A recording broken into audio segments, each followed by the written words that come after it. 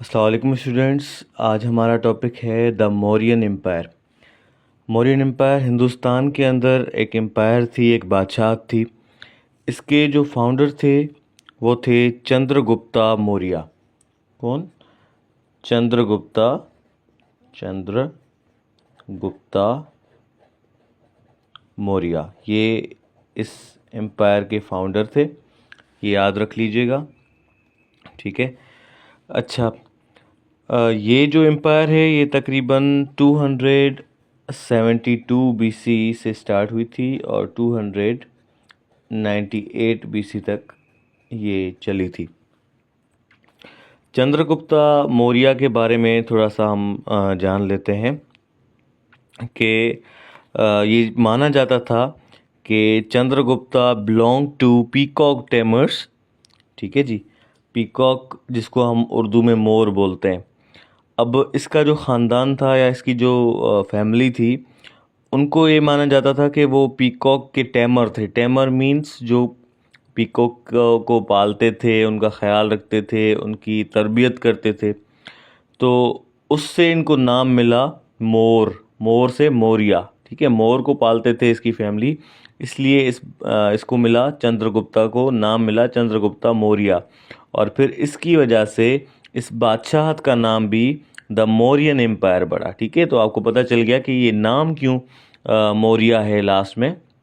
वो इसलिए है क्योंकि ये मोर से निकला हुआ लफ्ज़ है, और मोर से निकला हुआ इसलिए है क्योंकि इसका जो ख़ानदान था वो मोर को जो है पालते थे, मोरों को, और उनकी तरबियत भी करते थे।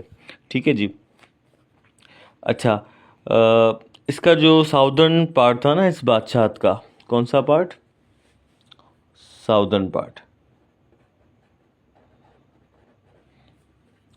साउदर्न पार्ट में इनकी बादशाहत नहीं थी।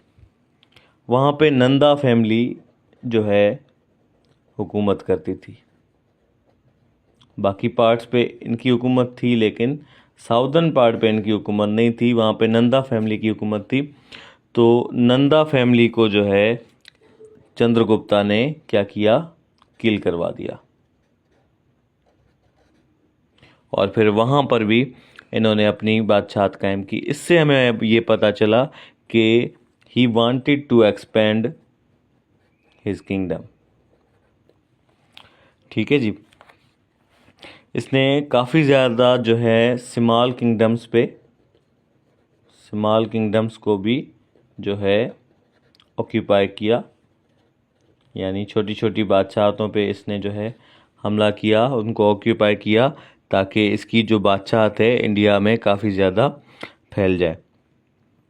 ठीक है जी, आगे बढ़ते हैं इसके बारे में।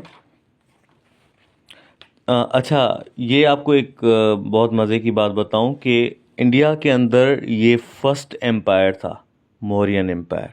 ठीक है, इससे पहले कोई एडमिनिस्ट्रेशन वगैरह नहीं थी। ही वाज द फाउंडर और पायोनियर। पायोनियर जो है वो फाउंडर को कहा जाता है, या एक्सप्लोरर को कहा जाता है, या पर्सन हु इंट्रोड्यूस समथिंग उसको कहा जाता है। तो ये पायोनियर ऑफ एडमिनिस्ट्रेशन भी इनको कहा जाता है।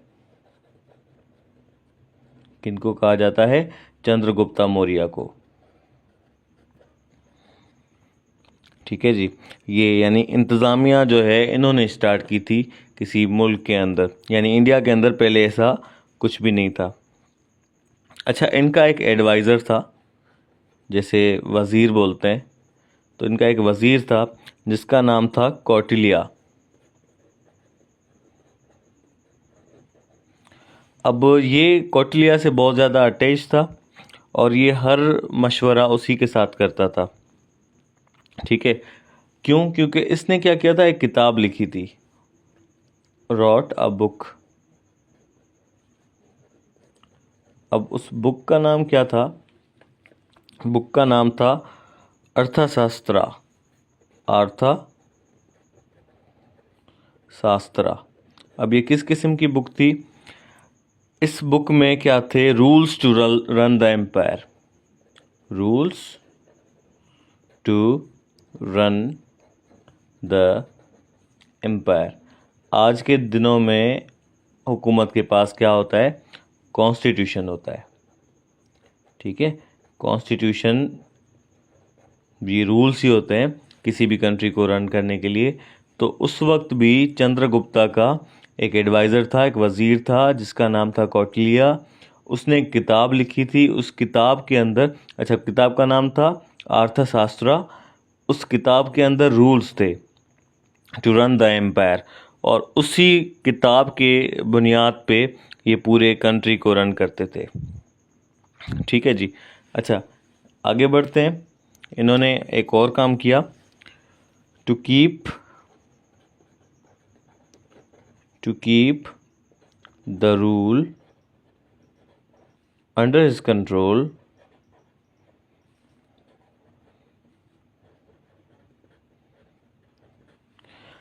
इस पूरे कंट्री को कंट्रोल में रखने के लिए इसने क्या किया, he divided the empire into 4 provinces.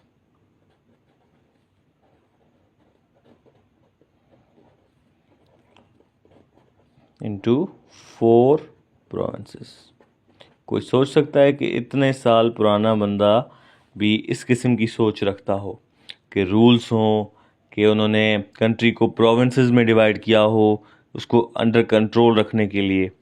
ठीक है जी। तो ये चंद्रगुप्ता का एक बेटा था जिसका नाम था बिंदुसरा, यानी ये he was the successor of Chandragupta, यानी चंद्रगुप्ता के बाद जो बादशाहत आई वो बिंदुसरा के नाम आई। ठीक है, बिंदुसरा ने भी क्या किया, उस पॉलिसी को कंटिन्यू रखा, अपने फादर की पॉलिसी को कंटिन्यू रखा। और क्या थी वो पॉलिसी, एक्सपेंशन ऑफ एम्पायर, बादशाहत को वसी करना, एक्सपेंड करना। तो इसने भी वही किया और ये फिर इसको सेंट्रल इंडिया तक लेकर आए थे। ठीक है, अब बिंदुसरा का भी एक बेटा था। मैं आपको ये थोड़ा सा ग्राफ के ज़रिए समझाता हूँ कि सबसे पहले जो थे वो कौन थे, चंद्रगुप्ता थे। He was succeeded by his son Bindusara. ठीक है, and then he was succeeded by his son Ashoka. अब अशोका कौन था, चंद्रगुप्ता का क्या लगता था, ग्रैंडसन। ठीक है, बिंदुसरा के बारे में मैंने आपको बता दिया। अब पढ़ते हैं मोस्ट इम्पोर्टेंट, जो कि कौन है, अशोका। ठीक है जी। Ashoka is considered to be one of the most remarkable and attractive rulers in the history of India. India की हिस्ट्री में सबसे ज़्यादा अट्रैक्टिव रूलर जो थे ना वो अशोका थे। अब after a bloody war against Kalinga, इसने एक जंग लड़ी थी अशोका ने। अब हम पढ़ रहे हैं अशोका के बारे में। इसने एक जंग लड़ी थी कलिंगा से और उसको डिफीट किया था। ठीक है, उस जंग के बाद इसने रिनाउंस कर लिया, छोड़ दिया, तर्क कर लिया वारफेयर को। यानी इसने कहा कि आई डोंट वांट वारफेयर। ठीक है, वारफेयर हमें नहीं चाहिए। And then he converted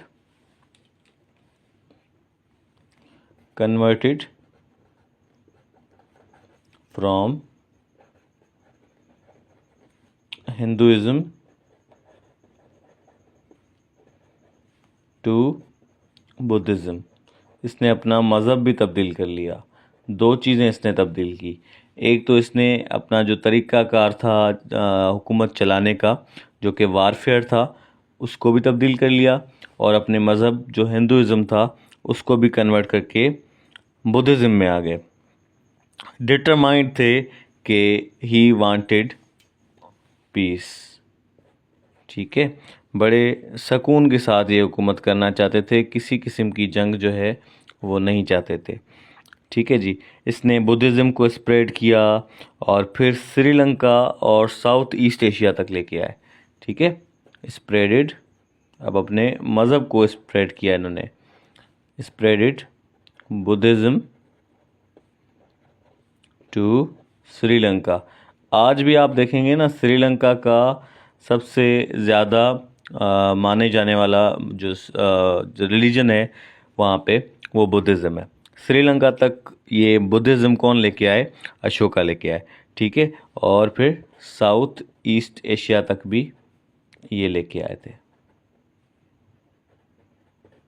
sorry, ठीक है। अच्छा, यहाँ ही तक नहीं, ग्रीक स्पीकिंग किंगडम्स तक, यानी वेस्ट में, इन द वेस्ट में ग्रीक जहाँ पे लैंग्वेज यूज़ होती थी, Greek speaking kingdoms,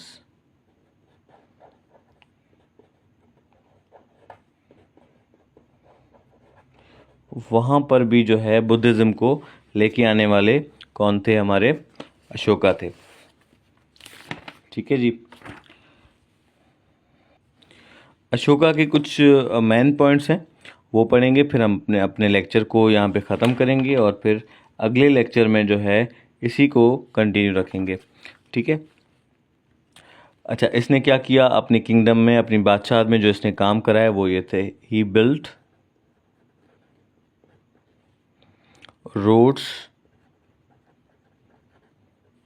and Wales, पानी के कुएं बनाए और रोड बनाए, ठीक है जी।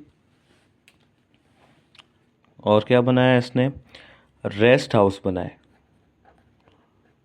जहाँ पे कोई मुसाफिर जो है वो आराम कर सके, ठीक है।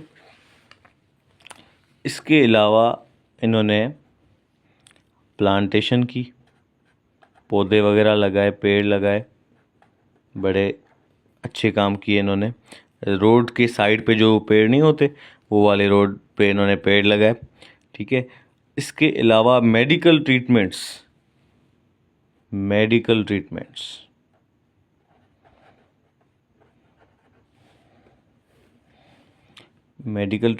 भी इन्होंने स्टार्ट की, सिर्फ इंसानों के लिए नहीं, ह्यूमन